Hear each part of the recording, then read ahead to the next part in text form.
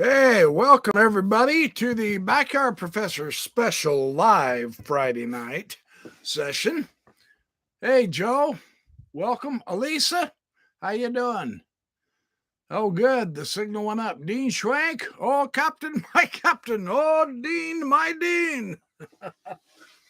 Hey, welcome. I know it's Friday night and everybody's supposed to be out on dates, but I really do want to focus, keep working on my Freemason information with Mormonism on Sundays.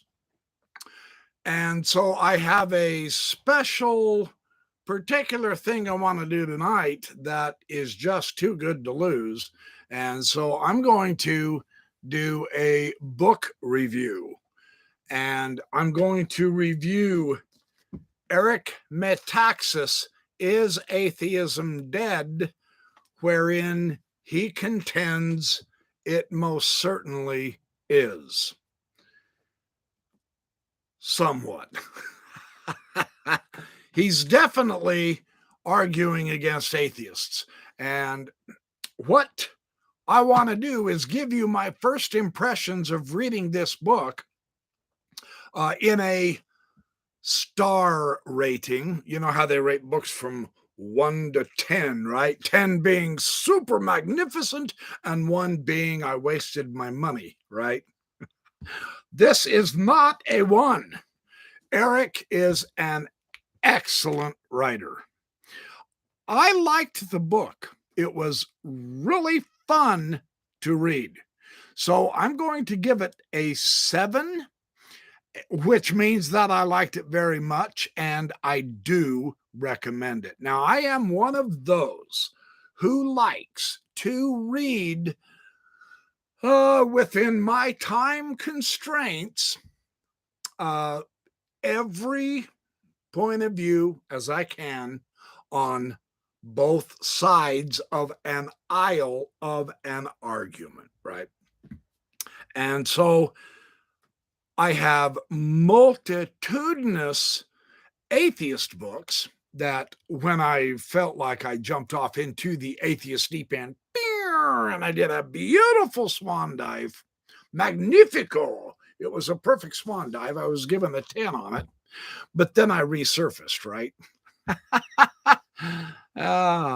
So I consider myself as an agnostic seeker with the determination to come to a better understanding of all sides of this issue, explore various evidences, explore different interpretations of various evidences, and try to figure out who has the better point of view. And I am discovering that you never really get the full analysis, the full interpretation, or the full evidence from any one single book. Nor do you get it in the first 11 weeks of studying. Because as time goes on, our knowledge increases. In conjunction with the increasing, our knowledge can also shift. And so we have to reassess everything again. That's how it works. What we thought we knew in the 1960s certainly has been really changed, added to, or taken away in so many different areas. How many disciplines do we study? Billions, right? Lots of subjects to research and study. From 1960 to 2020, we really have had a dramatic expansion's a decent word, but we have had change. I mean, that's ubiquitous, right? Some things we thought we knew in the 1960s, we are finding that up to now in the 2020s, those have changed. So our basis of accepting what was known in 1960 has changed, and our conclusions based on our incomplete basis from the 1960s have changed, and things are morphing in really interesting directions. That is my basic overview of this book by Metaxas. Fun book, good to read. Hey, Elisa.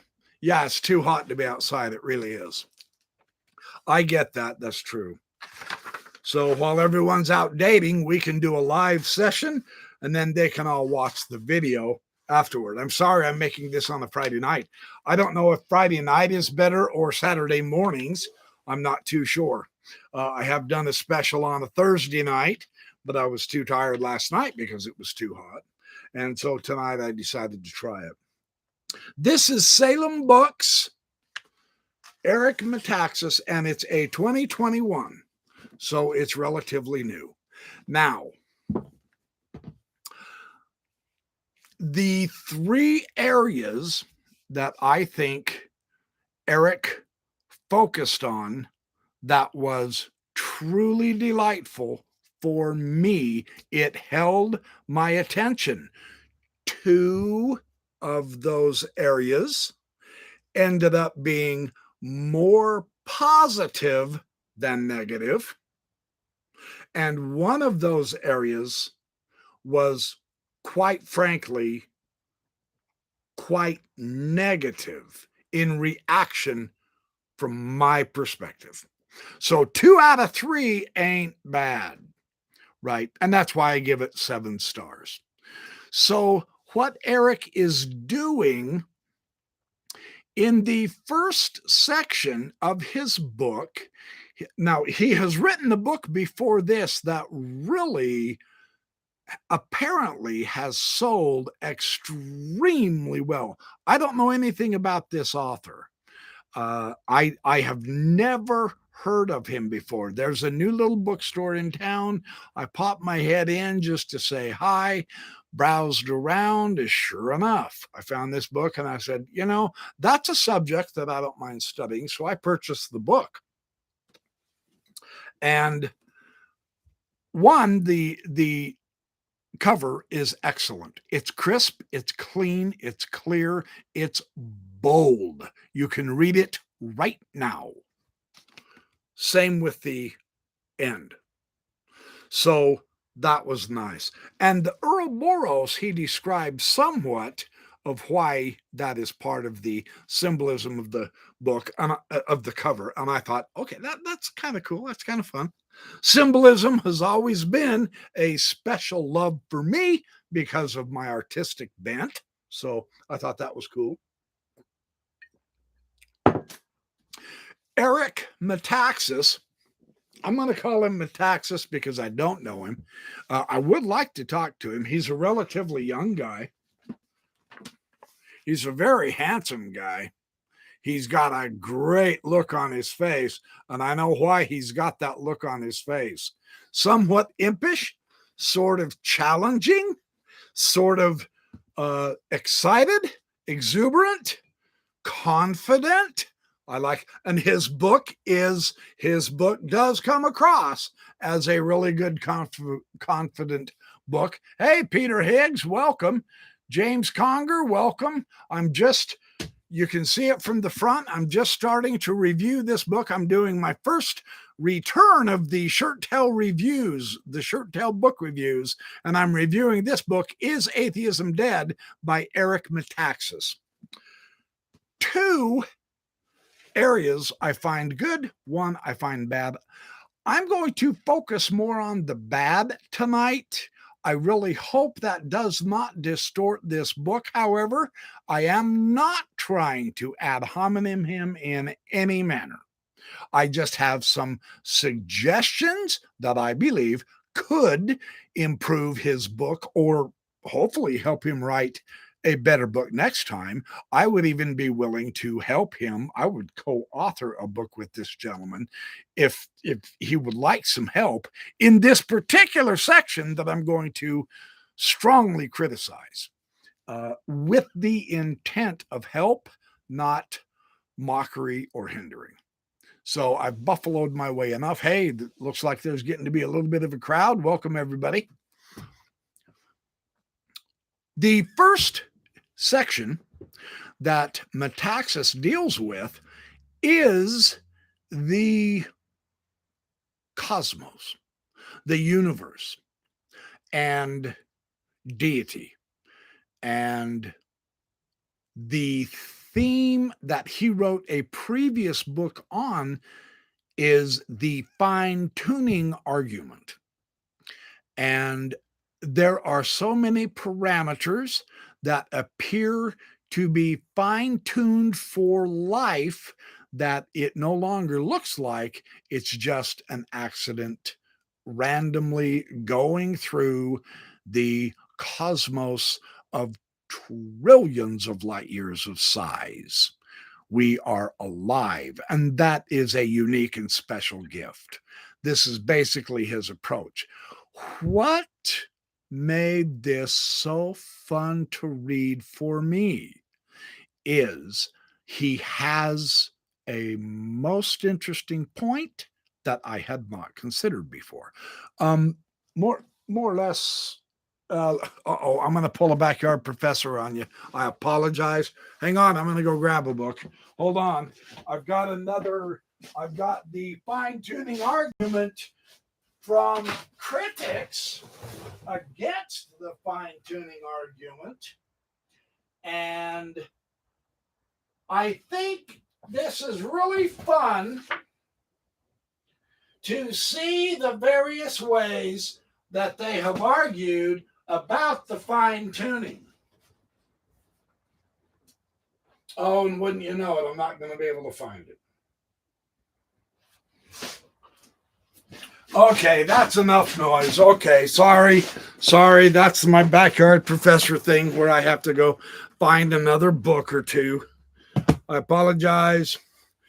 Now, the fine-tuning argument is one of the more interesting parts because the atheists, the critics, I hesitate to call the atheist critics, the disagreeers, although they really do criticize the fine-tuning argument.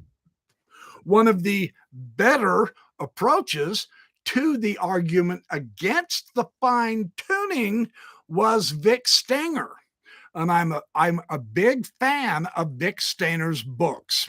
God and the Folly of Faith was one of the first ones of his I read, and he's kind of like one of the fifth horsemen of the new atheism, right? This was quite a revealing book for me at the time when I read it quite a few years back. I haven't read it for a while, so I will admit that. And I lost the book cover. I don't know where the book cover is, but this is Vic Stenger's other book, God and the Multiverse. And this was kind of a fun one. It might be in this God and the Folly of Faith. Anyway, Stenger specifically focuses on the fine-tuning argument as a negative for creationists, right? And the creationists love the fine-tuning argument because of the biblical scripture, behold, the heavens declare the glory of God, right? Stuff like that. In the Mormon parlance, in the Pearl of Great Price, in the book of Moses. I can't remember which chapter, but it talks about the all things testify of me. And it's Jesus talking to Moses, etc. Right? So what I liked about Metaxas's approach to this issue. Hey, Dean Swank, what are you saying? I hold the frightened notion that BYP has read all those books on the back drop shelves. Yes, Well, more or less. Yeah, I have. I have read the majority of my library for sure. And it only took me 1 week because I've read every last page. That is every last page. I'll drink to that. Okay, back to my review. What I liked about Metaxas's approach is he describes the evolution of the fine tuning argument in a really beautiful way. And he brings forward many, many, many points about fine tuning that have appeared through new scientific research, which had no intention of discovering more fine tuning points. And I thought, oh, I have never quite thought of it being done that way. Fine tuning, when it caught the atheists' attention, if I'm understanding what Metaxas himself said, I have not researched this specific angle. I'm kind of doing a generality, just an overall first impression of his book, which I rather liked. I love how he uses words. He's a very good author. Through the years, they began the points in favor of fine tuning, or otherwise called the anthropic principle.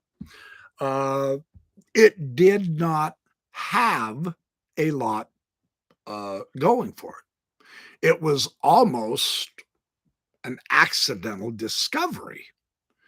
And through the years, as we've refined our telescopes and refined our microscopes, and as we've continued searching the skies and searching the incredible cells that we are made of, as we've looked further and broader and deeper into plant and animal life, as we've come to study and get a greater knowledge of how the sun interacts with the earth, with the plants, with the oceans. And then, of course, you have the moon, and you've got the solar system, and you have the comets, and you have the fact that the universe is expanding. You have the discovery and the fact of the Big Bang, and you have the fact of evolution, and how through time, according to Metaxas's view, and I thought this is worthy, the buildup of number of really cool little coincidences has gotten to the point to where it's a landslide of ideas. It's not just a couple or a few or a handful of ideas that have remained stagnant from the 1960s. And as we have enveloped ourselves further and further and further in the process using the scientific method for understanding as much of the absolute, total, almost infinite intricacies of the ultra, ultra, ultra tiny with the utterly magnificent, huge,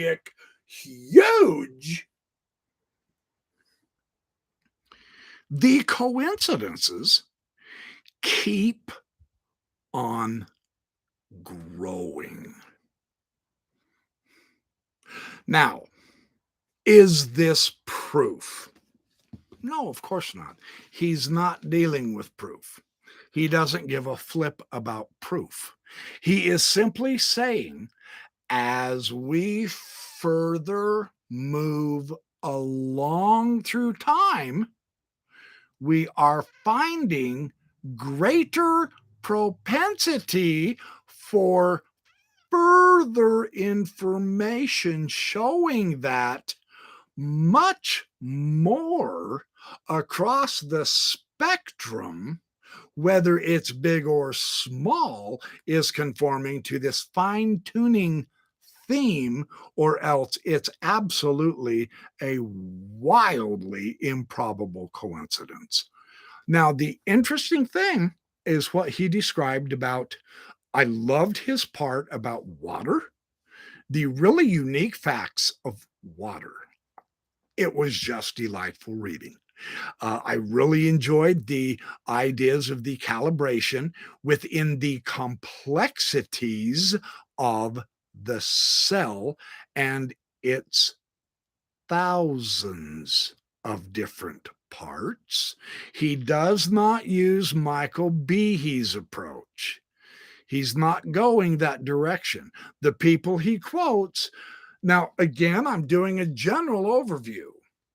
Metaxas has convinced me that over the course of the next 5 years, I, for the first time in my life, actually myself, I am going to look into this fine tuning. I think it's a subject that is really more interesting than the atheists have led us to believe. And that's what really surprised me about Metaxas's book. I said, okay, you have at least shown me that number one, the subject is worth pursuing a little bit more. And number two, I would be willing to do so. And I want to. So the desire to look into this for myself rather than just accept what Metaxas has said.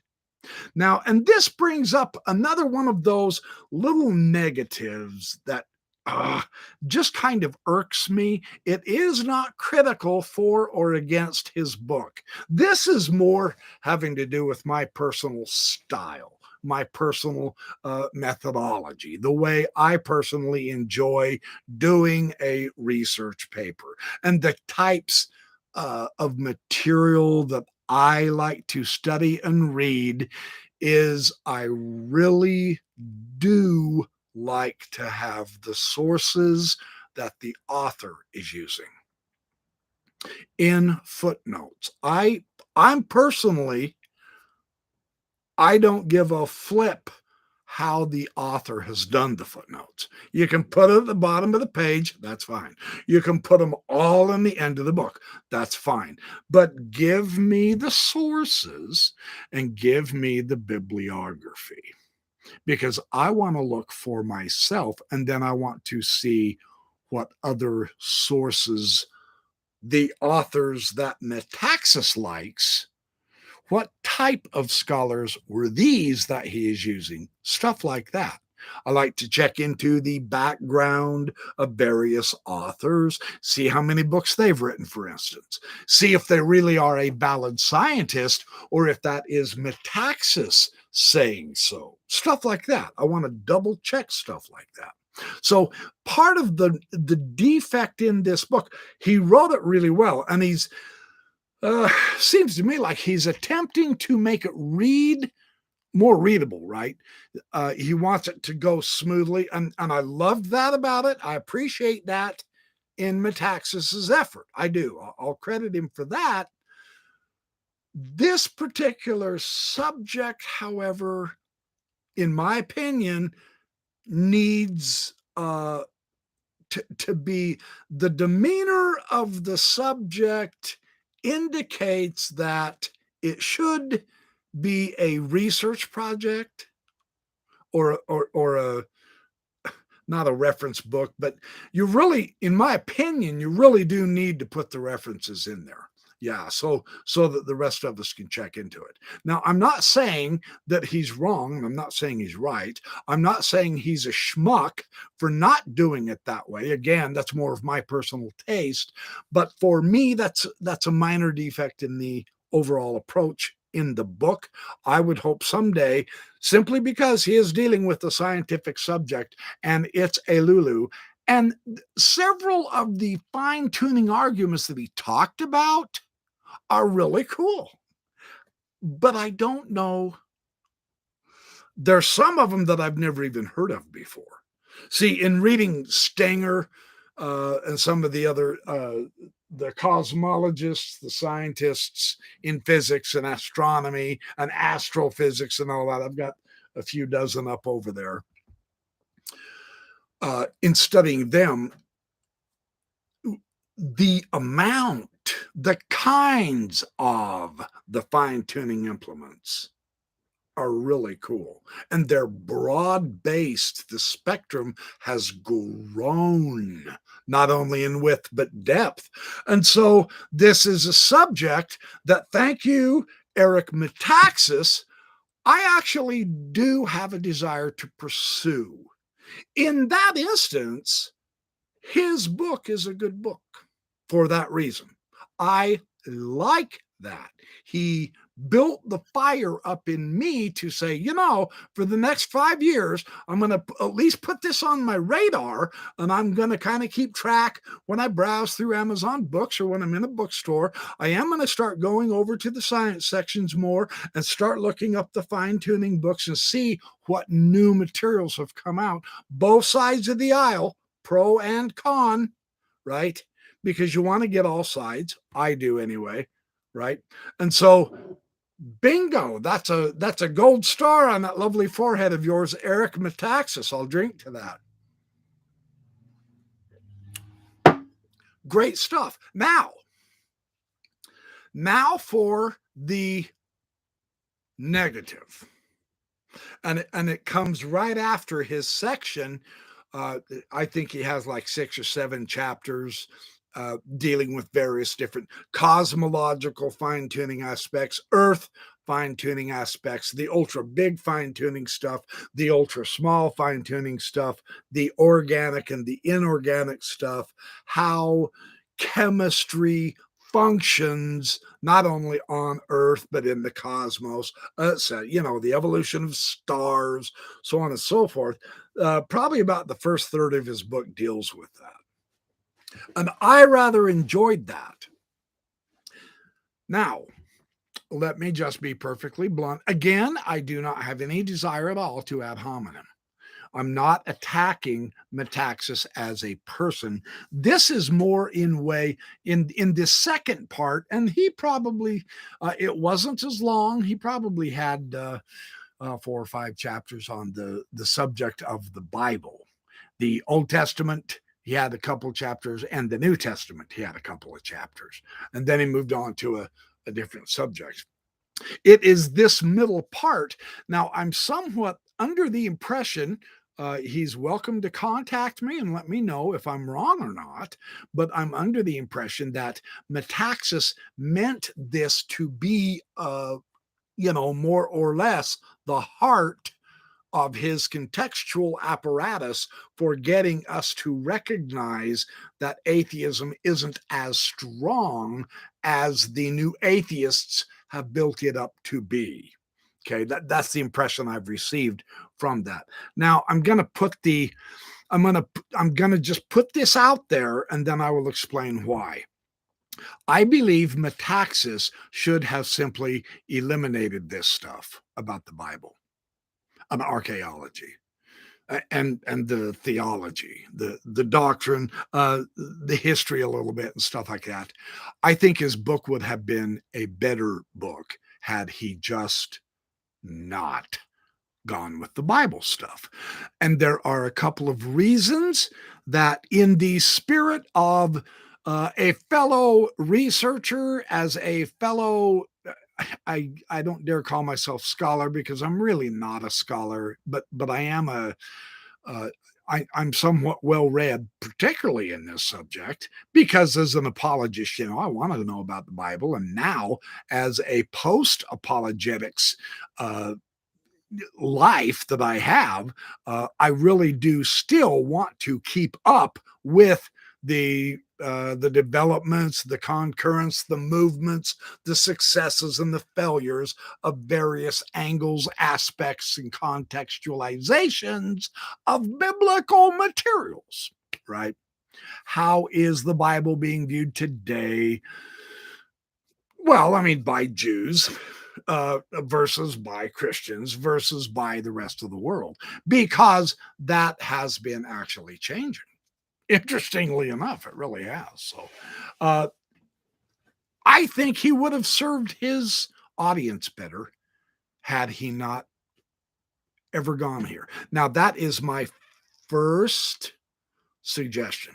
My second suggestion, my second idea, and I mean no offense, but I'm afraid that suggestion would probably gall him a little bit because he did do a little bit of work in this. Unfortunately, he left no references hardly, not in footnotes or anything. He did now he does mention the authors and their books, so I think with a little bit of extra footwork, I can find who he's quoting, right? See, that's not what you want your reader to have, though. You, as an author, you need to do all the footwork. Your audience should just be able to say, oh, that book, look it up on Amazon, bam, and order the book. As an author, you need to make the extra researchability of your claims super duper easy. And Metaxas, he does indicate who he's using, though, so I'm not faulting him. And yet I am, because it's not as easy as it could be, but I still am interested enough to go ahead and do that research. Because, one, he writes wonderfully. He's a good author. Here is his defect. Oh, the other angle that I was going to suggest for Mr. Metaxas is simply this. When you upgrade your book, for Pete's sake, dude, contact me. I can help you. No, on a serious note. If you choose to upgrade your book, or if you move on to another book entirely, it's all good. But if you bring in this biblical angle, my suggestion sincerely is that you utilize the most current biblical scholarship. And you really do, in my opinion, you need to utilize the best of the biblical scholars and archaeologists. Yeah. I personally don't feel that you did that because I've been reading them, and they really are top notch. They are the upper crust. They are the top tier, and you never even look their direction, and they are all available. So my impression of Metaxas at this point is he is trying to more or less, and I'm not trying to insult him, but he's more or less his target audience, of course. I mean, the title of his book is Atheism Dead, tells you that he's targeting the Christians, right? Well, or the Jews or the Mormons, but those who believe, the Bible believing people. That is his target audience, right? Nothing wrong with that. You always have to have a target audience. However, in the process now, the utilization of now he specifically focuses on the biblical archaeology, which is what caused me to buy the book, because I did browse in the table of contents in the front, and I saw, oh, he's talking about fine tuning. Oh, he is going to utilize biblical archaeology. And I noticed that he also utilized biblical archaeology in both texts in the Bible, the Old Testament and the New Testament. I said, okay, so I popped it open to that part of the book. I only had a couple of minutes to be in the bookstore, and I began to just basically speed read through a little bit, just to kind of get a gist, get the titles of his sections to see where he was going. And I said, okay, I'll buy the book. When I read it, here is my suggestion. Here is what I noticed, and most especially quite frankly, egregiously, Mr. Metaxas, is you are truly using outdated biblical archaeological contexts and knowledge and archaeology and philosophy. You're in the 1960s, well, the 1930s to approximately the 1970s. With the examples that you demonstrated on how archaeology demonstrates the historical reliability and the truth of the Bible, none of the samples Eric Metaxas used does that. Not one of them. Kathleen Kenyon's archaeological work on Jericho has not been refuted with the discovery of the walls of Jericho falling in like Metaxas claims. Now, my big beef here is that is the one sample you used, Mr. Metaxas, that I saw no reference to, and that is extraordinary claim. You need to seriously document that one.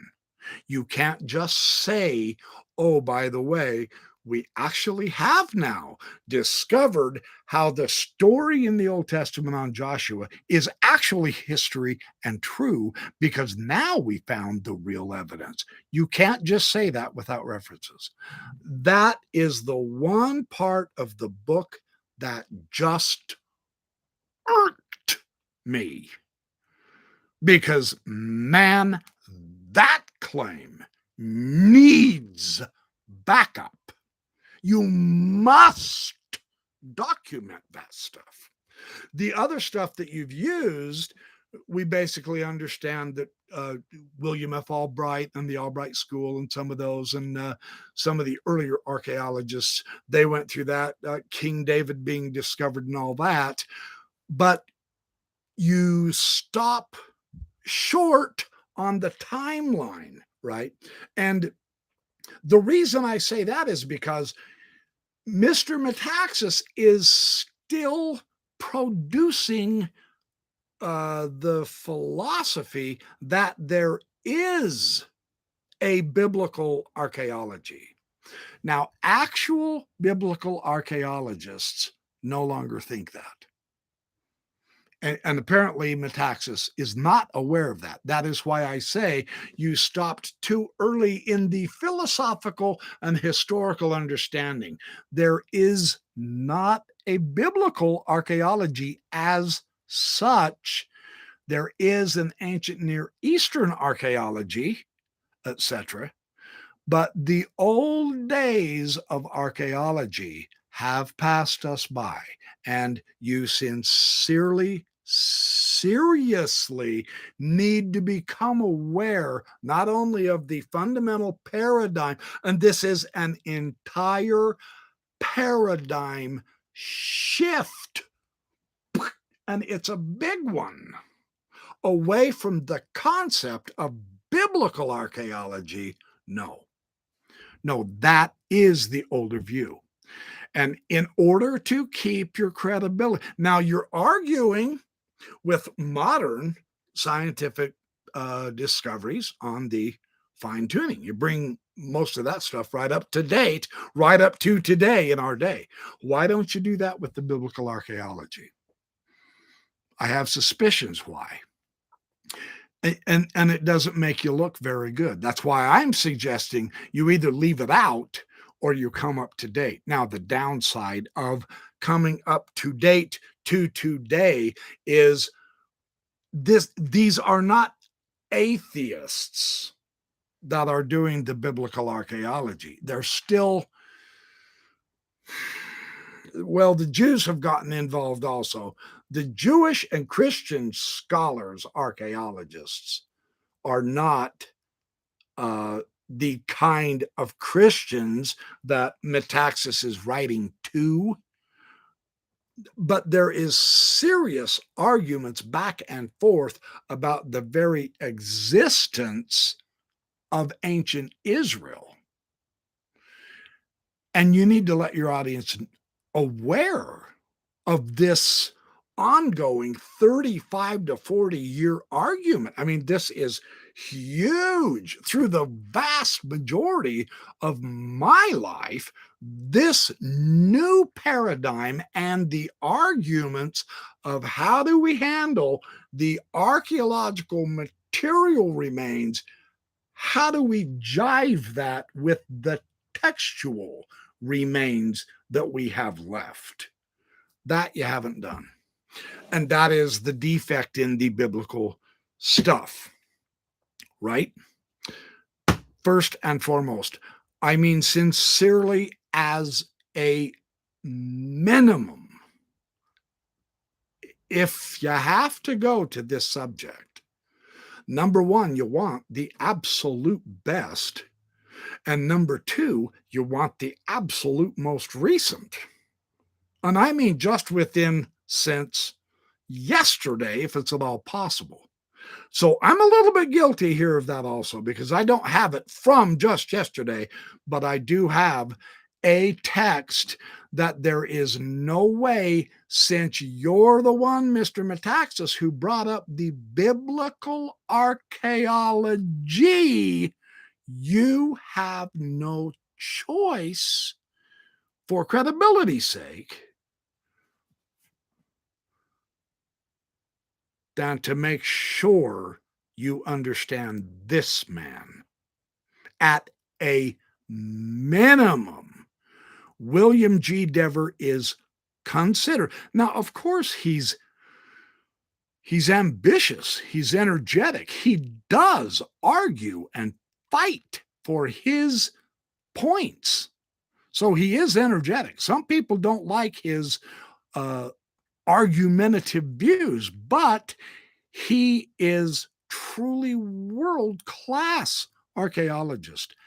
Anybody who is involved with biblical archaeology knows this man and what he stands for. Okay? William Dever, this is his most recent. It's encyclopedic. It's almost 800 pages. It's absolutely essential. And in line with that, I'm going to throw in Dever's other book, Who Were the Early Israelites and Where Did They Come From? You simply must avail yourself of these materials, because this is direct dirt archaeology as it deals with how the Bible portrays ancient Israel, and it is not the church interpretation, the Christian church interpretation. I don't give a flip if you choose Catholic, Baptist, Lutheran, Mormon. I don't care which denomination. The church interpretation of the Old Testament is not in conjunction with the archaeology.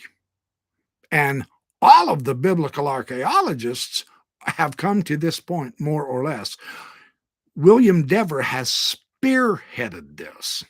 He is the main man to go to. And this is the other book. What did the biblical writers know, and when did they know it? At a minimum, and then again, this one. Did God have a wife? The folk religion in ancient Israel, by William Dever. At a minimum, that has to be brought into your book. Or just quit talking about the Bible archaeology as such. That would be my personal suggestion. Now, in conjunction, and I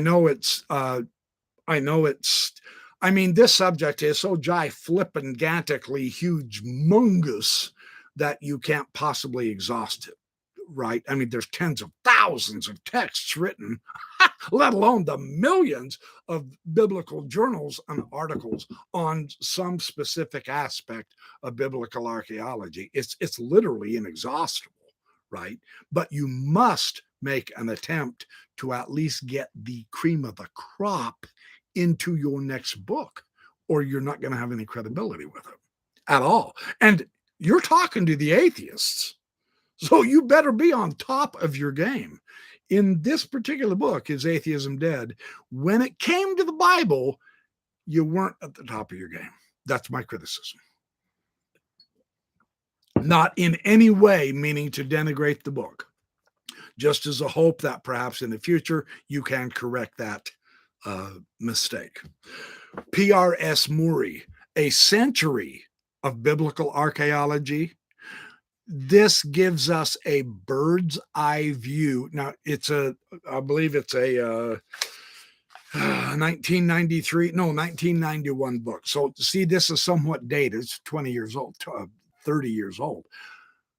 But his overview of biblical archaeology and how it has changed beginning in the 1600s and coming all the way up to the 1990s.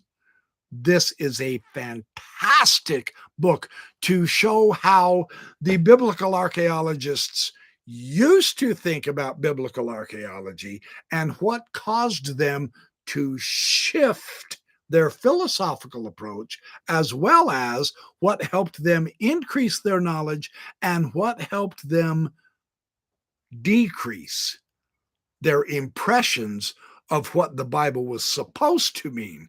It has shaped the interpretation of the Bible without question. Honestly, you didn't give me the impression that you're aware of the bird's eye view either. William Dever is the direct pinpoint view, and he goes through hundreds of archaeological sites and the former views of how the biblical record coincides with so many of those archaeological sites. William Dever has demonstrated with the newest of scientific tools, we now have dozens of methods to check how good the integration is between archaeology and text, and every example you used has been shown less strong than you have presented it, Mr. Metaxas. You need to be aware of stuff like that, right? And you're not up to date. Again, I'm not trying to attack you, I so promise. Now, and again, this gentleman is somewhat controversial. Well, now, part of the argument, now, William Dever has been arguing against these guys in some respects, and then he has been arguing with them in other respects of biblical archaeology. So there's dozens of scholars in this field, and they are approaching it from dozens of different angles. Sometimes they will agree, and they will agree in print. Other times they get pretty rancorous with each other, and they disagree on some kind of a interpretation of an archaeological site and its significance and its influence. And they will publish, and you almost think like, wow, these guys will have a fist fight. They're all good friends, even though they disagree on so many things. They are in agreement also on so many things, because the biblical archaeology field is morphing, it's evolving, it's changing. Some parts of it are expanding larger with new, fresh discoveries. Other parts of the interpretations or the connections between different ancient sites and how they tie in with the Bible are shrinking down to where, startlingly enough, some of the earlier biblical archaeology claims of connections in reality are simply the wishful thinking of the earlier archaeologist. You need to be aware of all that.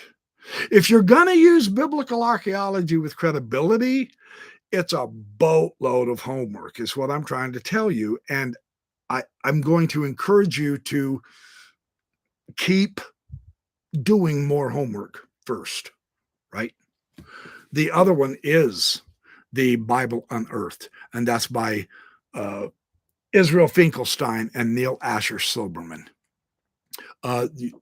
You really have to, and there are all kinds of various different nuanced arguments that I can't get into for this book review. Again, I'm just trying to do a general overall generalized view of your book, and it's a book I like, and I'm going to recommend it, but with these caveats that you strengthen it later on with the second edition, or the next time you write a book and you want to use the Bible as evidence. Don't. If you're not going to come up to date, don't even broach the subject, because it's going to come back and it's going to bite you hard right in your butt. I promise. Another gentleman who is really powerful, one of the world's best scholars in this particular niche of Bible and archaeology. This doesn't mean he's always correct, but he's very, very good. Sincerely, is Mark D. Smith, The Origins of Biblical Monotheism, Israel's polytheistic background, and how it changed. This is absolutely a must read for you, Mr. Metaxas. And you need to integrate this exquisite scholarship. Now, once again, it is older scholarship. That's true. I mean, it's 25, 30 years old. I agree. We keep moving along, but the essential ground, the fundamental layer from which we then build upward into further knowledge, this is it. And his other second book is The Early History of God. You must use this book, Mr. Metaxas. Absolutely essential.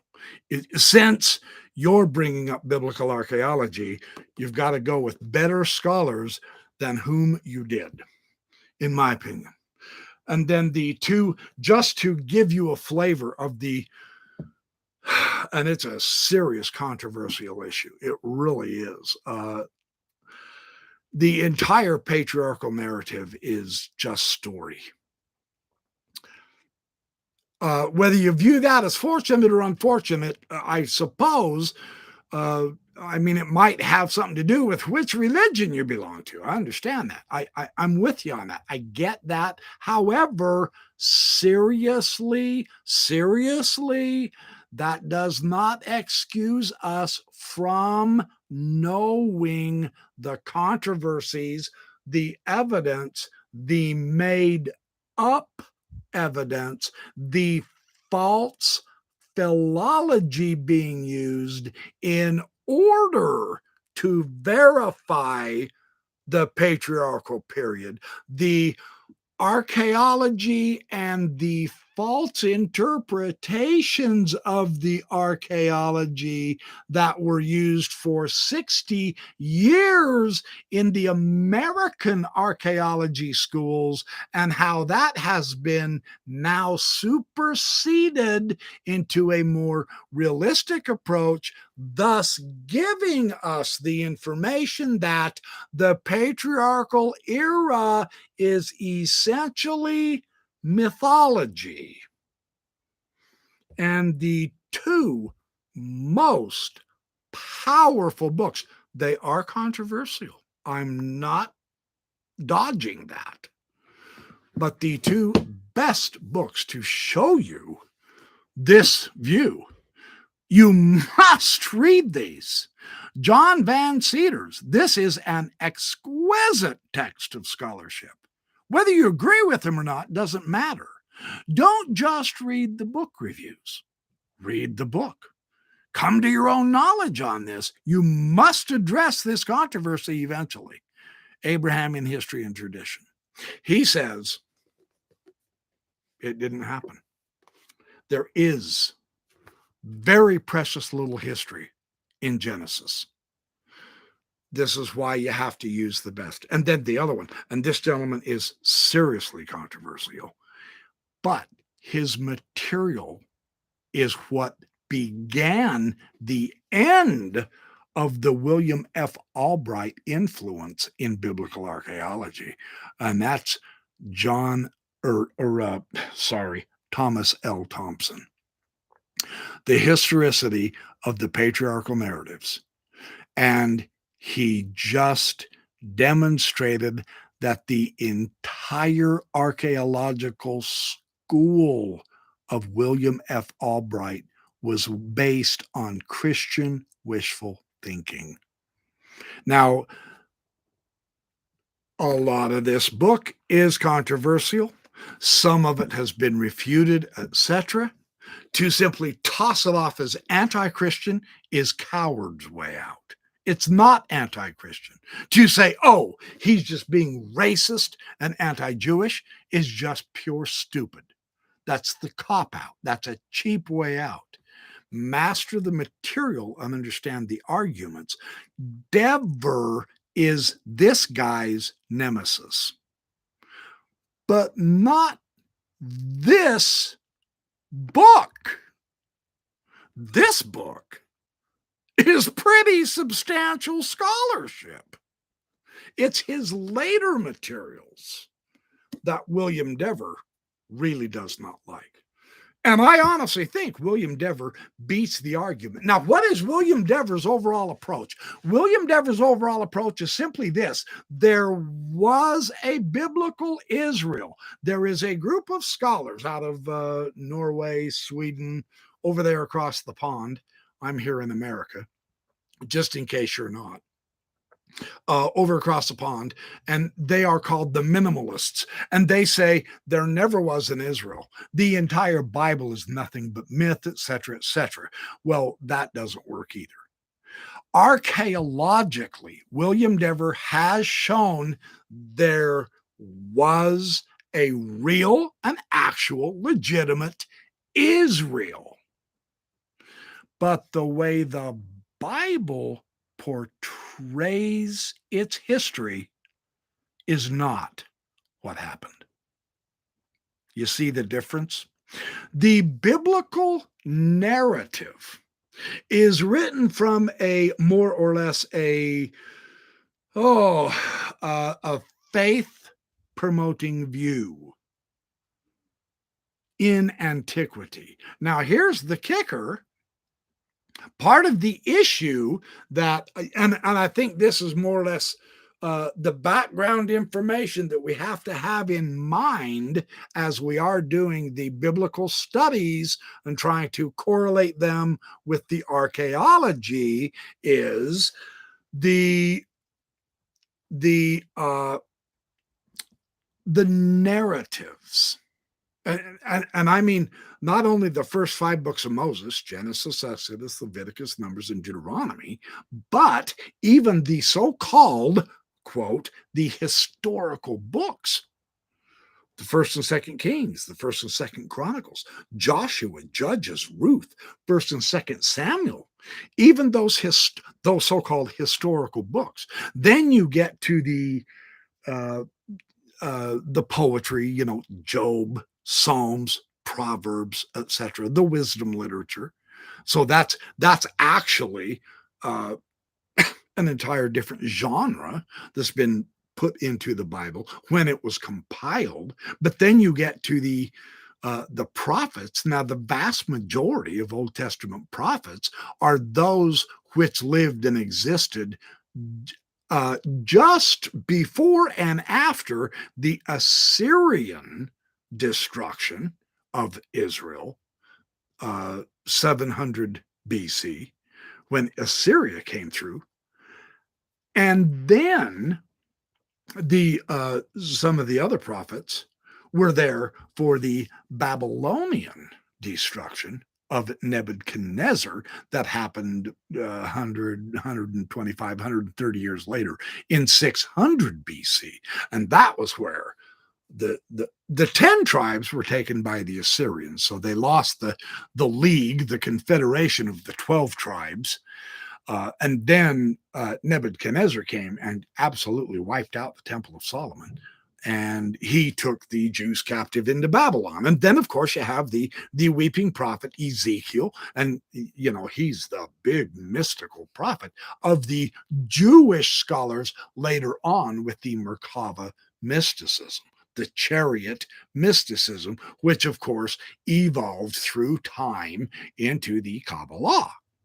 So you have all of these various types of materials. They were compiled and written only at 500 to 600 BC. So the majority of the Old Testament way of telling Israel's story is not eyewitness material. It is written from a later point of view, reflecting the politics, the socioeconomic status of the Jews in relation with all of their other neighbors from the ideology of 500 BC in relation to the rise of Persia, etc. None of the stuff earlier is eyewitness description as it happened. In other words, true history. It's all written from a much later time. This type of background is essential if you're going to bring in biblical archaeology as evidence for deity or as evidence for your faith, etc. And that's what you did not do. So that is my, and I agree, it's probably a little bit critical, but it's really more critical for you not to take it personally and do something about this defect in your materials. I would suggest either upgrading to, now the downside, and there is a downside, I promise, and you will be caught if you try to fudge this or cheat. Because it's world renowned among the biblical archaeologists now. You're not going to be able to sneak in a little bit of faith promoting. If you think you are, you're going to get zapped quick. And that is if you do choose to upgrade your knowledge so that today's particular point of view can be seen for your audience. It's not going to be supporting the Bible and history. So my first suggestion is probably your best bet. I would love it if you could prove me wrong, but my first suggestion is just quit bringing up this stupid subject of biblical archaeology because it does not confirm your history in the Bible. That is where you're reading way more into it than you ever are justified at this point in time. Right? I honestly don't think any of us are going to live long enough to see a full justification of the biblical narrative now, the Old Testament narrative, as we have it in the documents. And your ideas of the Dead Sea Scrolls, iffy at best. I used to think the same way with you, man. I used to think, oh man, this stuff not only confirms the Bible, it confirms the Book of Mormon and Mormonism. No, they simply do not. Not the way you intimated. The biblical manuscripts do not give evidence the way you're intimating at all. And I don't have time at this point to delve into your New Testament approach. I will say, as a general rule, you have the same problem with it as you do with the Old Testament. You're just not using up-to-date actual excellent knowledge from the world-class scholars. I think a couple of the gentlemen you used were just more or less Christian scholars who have been over there in Israel and done a dig. That doesn't make them an archaeologist. Now, and I might be misstating that. I hope I'm not, but I sincerely was just not impressed with either your use of Old Testament archaeology nor the New Testament archaeology. And you either have to upgrade and get serious and be credible or quit talking about it. From my point of view, that does not mean your book is not readable or desirable to read. I liked your book. I'm just saying. So now to get to the third point. Oh, good Friday night, isn't it? There's a few of us here. Thank you for showing up. I hope you're enjoying this review. I'm trying hard to be honest, legitimate, and help this gentleman out because I did like his book. And I recommend you get it and read it without question. Now, the third element, and this is the one that will get him attacked. There's no question about it. This is the one that will turn a lot of people off, but I think he has some very excellent points. I'm not going to dawdle on it like I have the biblical stuff because my expertise, what little I have, is in the biblical history and archaeology. And that is what I really do like to focus on in a realistic manner. And I mean, that's what we all want, is we want it to be realistic. Okay, well, then that means we've got a heap much boatload of work to do, right? A lot of research and studying in this. So, and then I'll say hi to you guys. You look like you're having a blast. So, okay, the third section is where Metaxas takes on the incongruity and the contradictions and the problems of the new atheists' determination to completely obliterate religion and how they try to make religion be absolutely, positively the total force, author, and source of all evil and stupidity. And I must say, hats off to Metaxas. He really gets some great digs in against Richard Dawkins. And unfortunately, and I know you guys are going to just scream bloody murder at me, and I apologize. Perhaps I can do this on a Sunday live session, not this Sunday because I have some great stuff on Freemasonry. Perhaps I can, maybe I could squeeze this into another special live session here in a week or two. But really, truly, he has caught some of the new atheists in some absolute brutal contradictions. And it's hilarious. It really is. And that doesn't mean he's refuted atheism. I'm not saying that. Because we all know by now. I mean, I'm known to be saying that okay, if you refute Richard Dawkins, you haven't killed atheism. You haven't refuted atheism. Richard Dawkins is an atheist, right? Okay, so you show several points, and he does. Oh my goodness, there's far more than I thought there would be, which made it fun to have this book, right? That's what I say. I recommend this book because it does give you a new view of not only Dawkins, but of good old Hitch. Hitchens was one of the funnest to listen to, but how honestly strong and consistent is and was his logic. Metaxas has some pretty good demonstrations that it's not as good as I thought it was at one time. So again, new analysis, new concepts, new contextual approaches, and just applying the same rigor and level of logic that atheists insist on doing about religion, applying that same level right back at the atheist arguments, show the atheists might be spinning yarn far more than we have suspected. and it's worth looking into. And this is the note that I want to end on.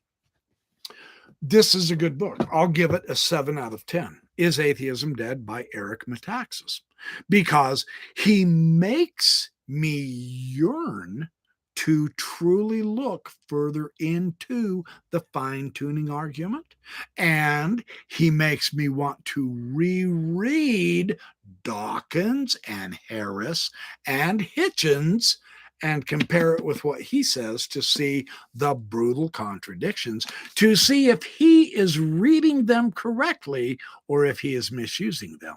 But the thing I like about a good book, what makes a book good, is it helps you want to learn more. And Metaxas's book, for me, for this backyard professor, Metaxas did that. And that's why I say 7 out of 10. That's not bad, truly. You can improve that, Mr. Metaxas, by taking my suggestions concerning the approach that you have with the biblical materials in conjunction with outside archaeological so-called helps or proofs or demonstrations, giving the biblical actual and true historicity and authenticity. I don't think they do that. Not nearly as how you present it, because I think you stopped too early. The new archaeology isn't even called biblical archaeology. Even that was wishful thinking. So there's some work that can help you improve your presentation. In the meantime, I will recommend your books, and I'm definitely going to read Metaxas' former book. And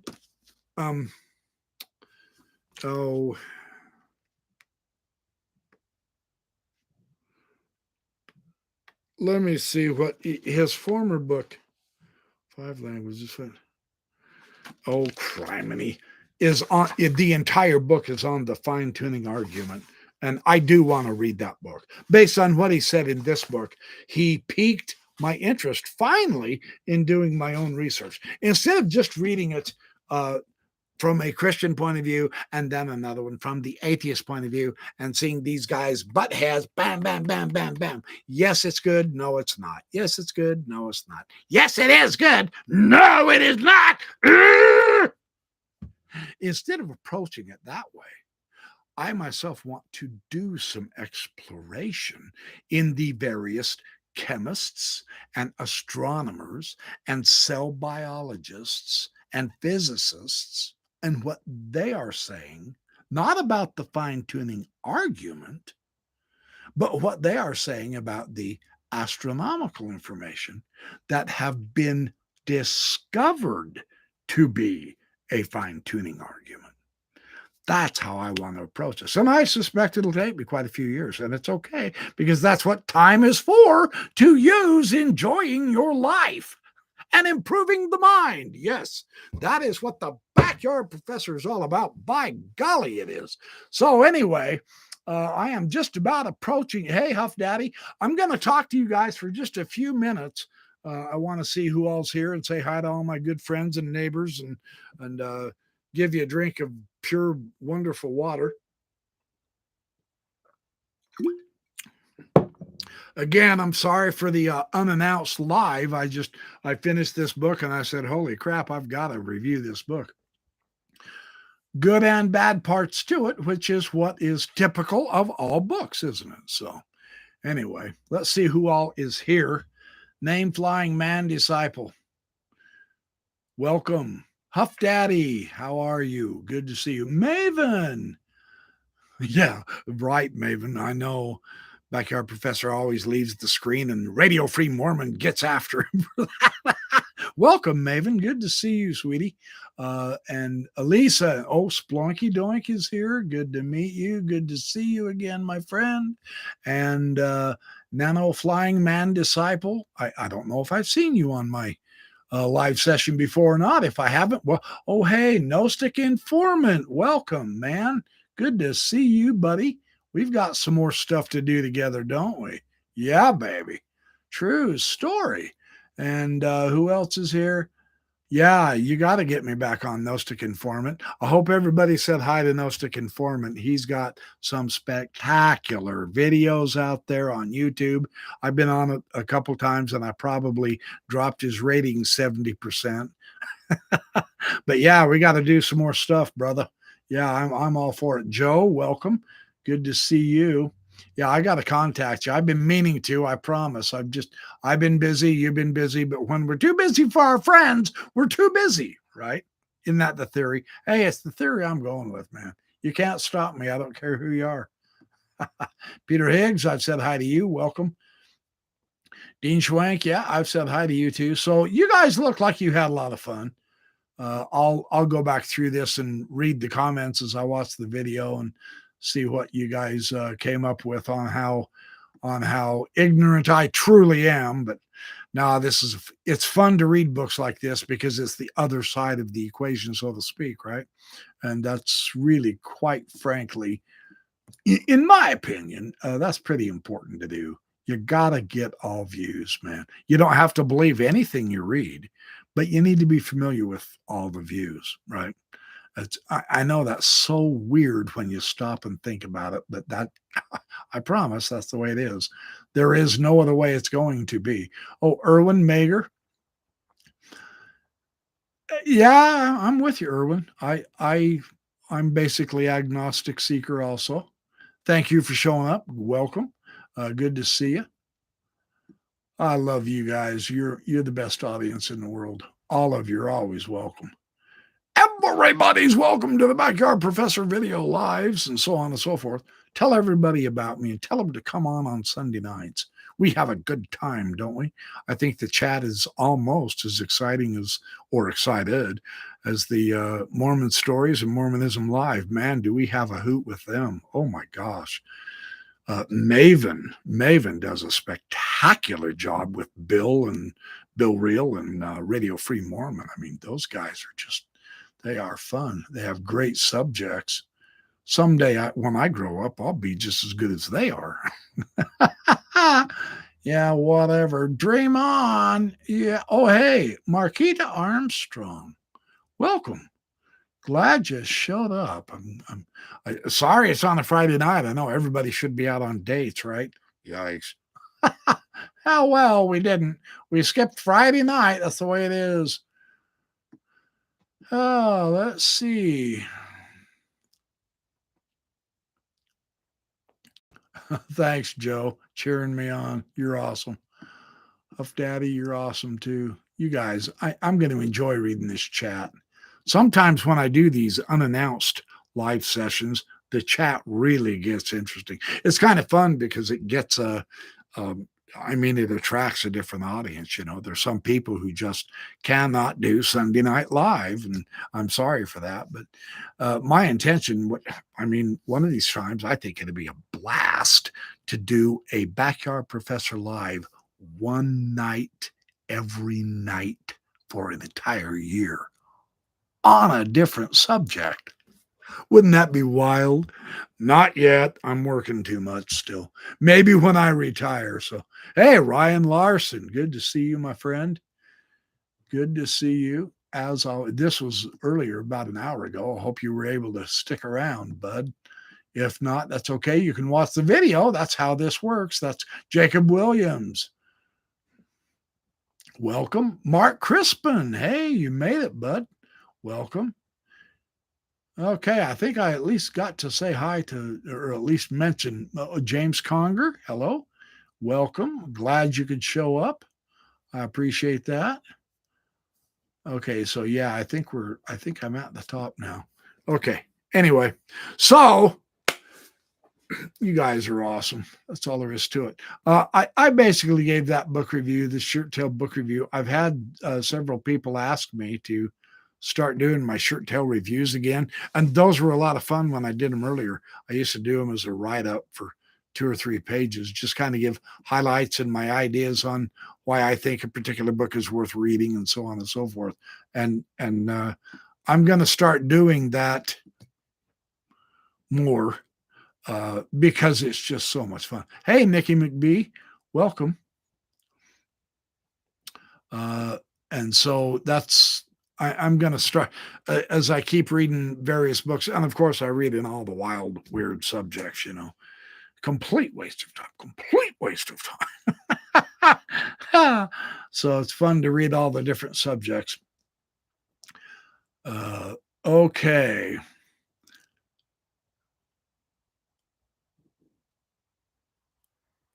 All right. Yeah. Yeah, it can. Logic can be warm and loving, Maven. Very good point. Yes, it can. I see you're having a conversation with Huff Daddy. Watch out. He's a sharp cookie. I'm just saying. Uh, okay, you guys, thank you so much. It's an hour and 20 minutes, and I'm going to call it a night. I've got other stuff I need to get done. I need to go prepare for my Sunday, this Sunday night at 6 o'clock for the Backyard Professor Live, a continuation of the Mormonism, magic, and Freemasonry. And oh my gosh, there's some great stuff coming down the pipeline on that. I mean, that is a huge subject. Talk about hot dog. Woo-hoo! No, I'm not going to eat another hot dog. I'll find something else fun to eat in front of you on camera. I think a few of you got a kick out of that. I know I've only had ever one person really be offended that I did that. You can't please everybody, so quit trying to. And you know me by now. I don't give a flip. I'm 61. Be offended if you want, or come and love me and have some fun and enjoy some great conversations. That's how this works. So, anyway, okay, I am going to take off. You guys have a great weekend. Oh, hey, Father's Day is Sunday. So, we'll do a special Father's Day Freemasonry thing. So, get your Father's Day fun and excitement and picnics and meals over with, and then come on. Yeah, I'll say happy Father's Day to all you fathers. Be sure and remind me, would you? Because I'm such a doughhead, airhead. I'll probably, whoosh, skip right over it, jump right into my subject. So, all right, you guys, have a great weekend the rest of the weekend, and I'll see you here in a couple of days. Thank you for showing up. It's been a boatload of fun, man. But I gotta go. It's one of those situations. It is beyond my control, and it is not my fault. You hear me? Yeah, you hear me. Shut up and get off the stream, dude. All right, you guys. Hasta la vista, baby.